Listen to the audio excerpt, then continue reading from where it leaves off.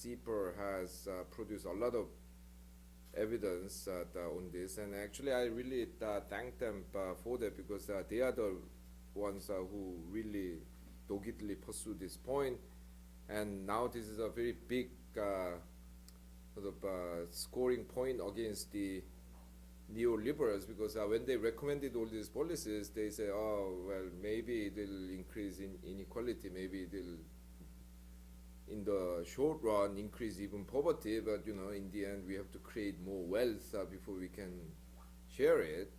So these policies are going to increase growth rate, and you can worry about other problems later.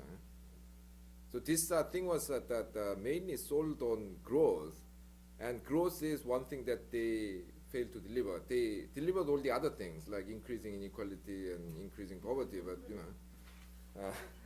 so in that context, the neoliberals were under a lot of pressure.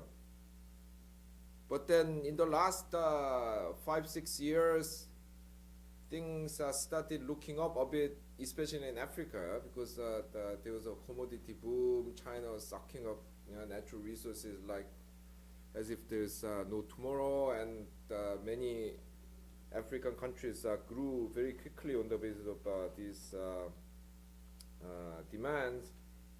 So some of these neoliberal economists started saying, finally it's paying off. Yeah? Okay, I mean, if it's taking, if any medicines are taking 20 years before it has any effect, I mean, I really doubt the effectiveness, but at least they could say that now this is gone. Yeah? I mean, the world trading, world trade is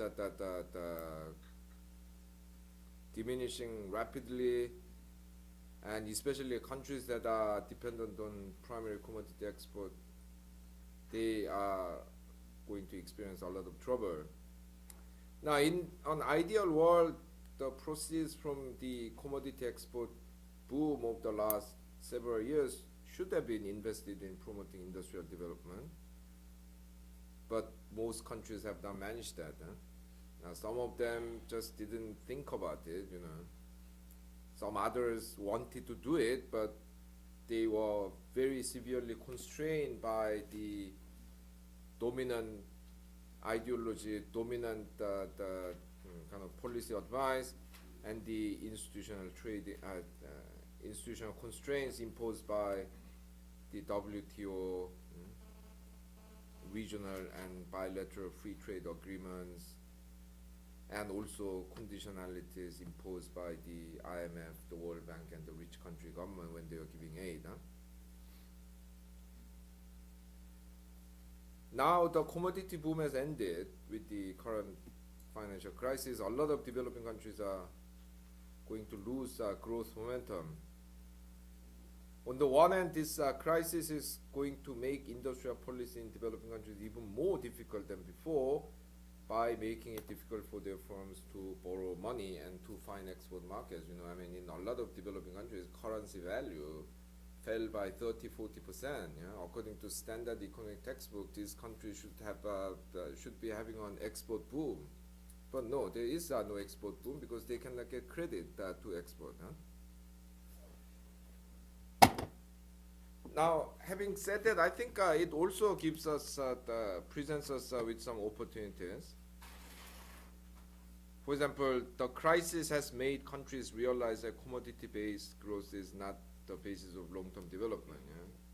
There were some countries which are doing very well with commodity boom, like Angola and so on, and whatever they might thought that this boom gave them, they now realize that it's not going to sustain them over the long term. The crisis has also exposed the double standards that the rich countries have been applying in their dealings with the developing countries. I mean, this is one subject that I have extensively written about. The developed countries, when they were developing economies, used trade protectionism, government subsidies, state-owned enterprises, you name it. And when they are advising the developing countries, they say, no, those policies are bad for you. You shouldn't use them. You know, I mean, for just one example.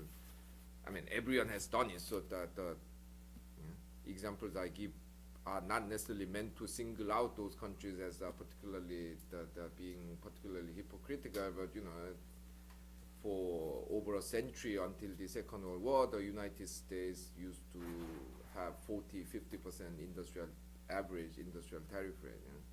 Literally the most protectionist country in the world. But now it says everyone should do free trade. Until the 1980s, the Japanese government more or less banned foreign direct investment. Now you go to the WTO, the Japanese government makes submission which explicitly says regulating foreign direct investment is bad for economic development. Well, then how did you develop? So, I mean, there has been this historical hypocrisy, but today this has become more and more clearly exposed. You know, I mean, how do you explain the $17 billion that the U.S. government is giving to the auto industry? How do you explain all these subsidies to the consumers to buy new cars that the German and the French and the Italian governments are using? Well, one way to deal with it is to do it like the British government. Lord Mandelson, the former EU Trade Commissioner, when launching this 2.5 billion pounds subsidy program for the British auto manufacturers, flatly said this is not a bailout. What is it then? I don't know.